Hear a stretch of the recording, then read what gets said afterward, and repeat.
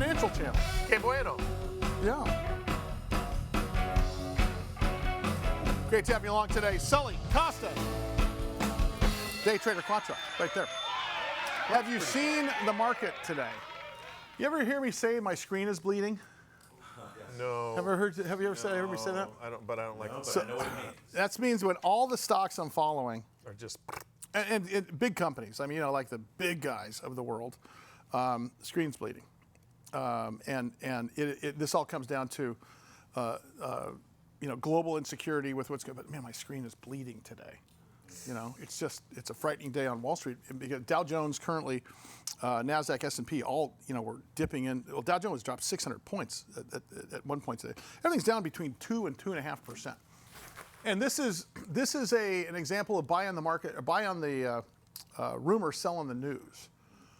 And market takes in bad news well ahead of time. We're getting earnings numbers in, so part of this is fundamental. Earnings aren't coming in as anticipated.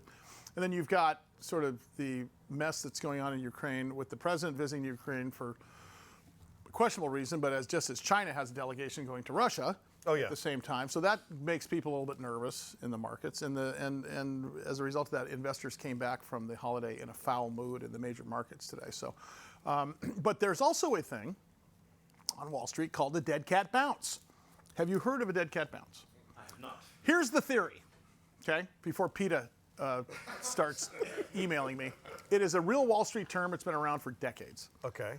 And it means after a precipitous fall in the stock market. Well, here, let me cut to the chase first. Even a dead cat will bounce if dropped from a high enough building. Okay? Got it? So in the market, when you've got a precipitous drop, it's usually followed by a bounce. Gotcha. And they call it a dead cat bounce.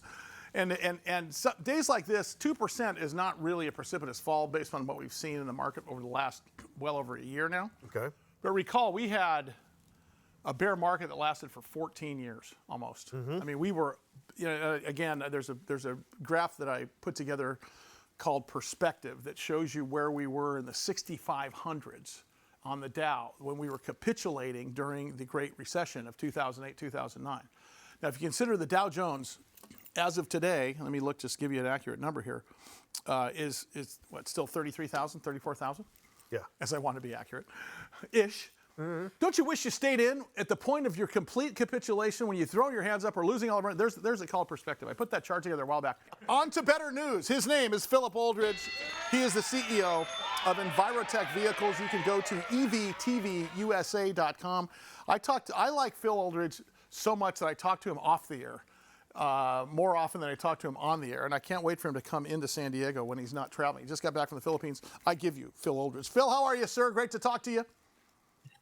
I'm great. Thank you so much. How are you guys? Hey, Good. tell us about your Philippines trip because a lot of people know who you are from being on the program, and there's some people that are seeing you for the first time. I'm going to give you a chance to explain what Envirotech does here in a minute, but I want to hear about your Philippines deal in the first place, because Envirotech is a provider of purpose-built zero-emission EVs in the commercial market, really a last-mile fleet of buses and school buses and public and private transportation and so on and so forth. Talk about the Philippines here for a minute. You had an exciting trip. Yeah, it was really, really great, and thanks for asking. So got invited back to the Philippines primarily because we're going to start some manufacturing over there, and we got invited back by the various levels of government up in the higher end of it. And so we have tentatively signed an agreement to open up a manufacturing facility there, which will be based on actually on a former U.S. Air Force base. I can't tell you which one yet because we're under a strict NDA at this time. But with the U.S. opening up 5 new military bases in the Philippines, you can imagine what they're going to require for electric vehicles, trucks, logistics, and things like that, and us being a U.S. manufacturer. So us being based there, and of course, between the two of them being Philippines being a sovereign nation, we're well poised to do very well. And of course, the domestic market of 110 million people doesn't help either. So, it can't hurt. But Philip, of course, is the CEO of a publicly traded company. And you can only say so much, but you have to extrapolate the fact that if you are building factories in another country, regardless where they're at, there's got to be high demand there, and that's exciting because it further turns the story internationally as it has been from the very beginning, and that's really exciting. I want to talk about the latest and the greatest because every time you're on the air here, we get to see the latest sort of vehicles that help all those groups address challenges for traditional fuel costs, instability, and local, state, and environmental regulatory compliance. Talk about what we're looking at here, Phil. Yeah, so that is our latest vehicle. For those people that are seeing it today, the general public hasn't seen it yet. The actual real unveiling is next week, but that's known as the EVT Zipper.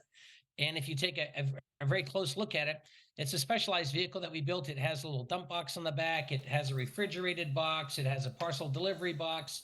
But most importantly, as you know, we build in both right-hand and left-hand drive, and we have demand in the EU now for in both markets.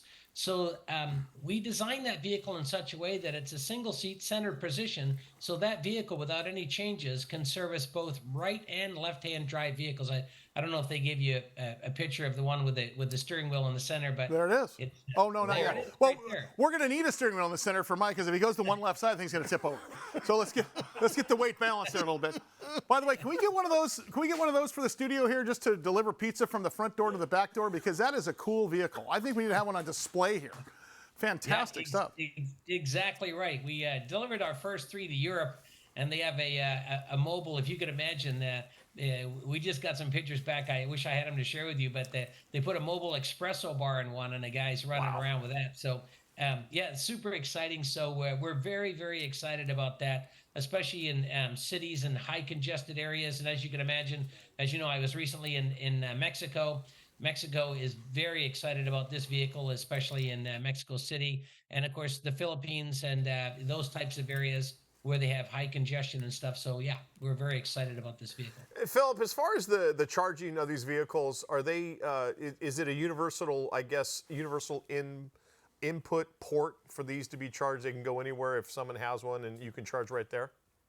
Yeah, exactly. So they're all level 2 charging, which means that anywhere, like if we looked at North America, for instance, you could go to any one of the local chargers on the street, city charger, whatever it is, you could charge it.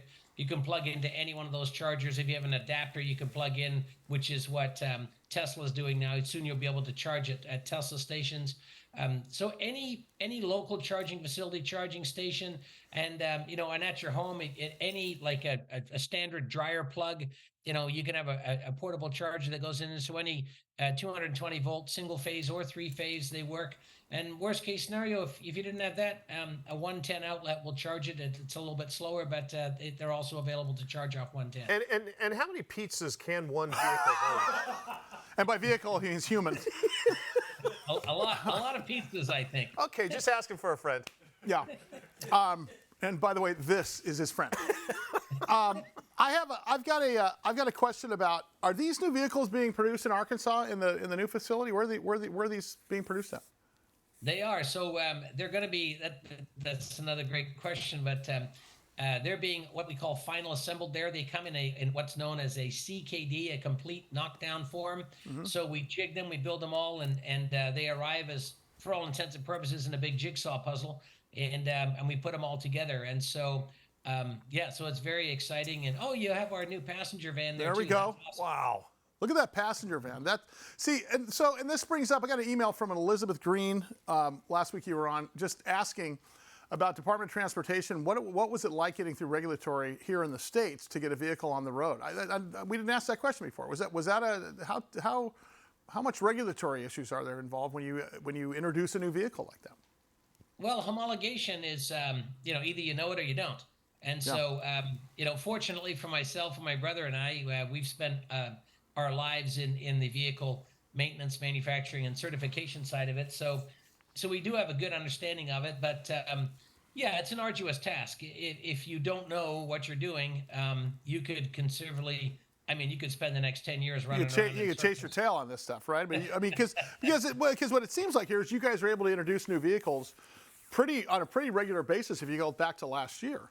And at the same time, right, you're addressing new markets every time you do. And of course, the 800-pound gorilla in the room, other than Mike, is the question that when are we going to see maybe a retail location? Because I could see at my house using one of these vehicles. I mean, in my area, people drive around golf carts all the time. That's great. I'd rather have a vehicle like that, which seems more safe, it's more efficient. I don't have to gas it up.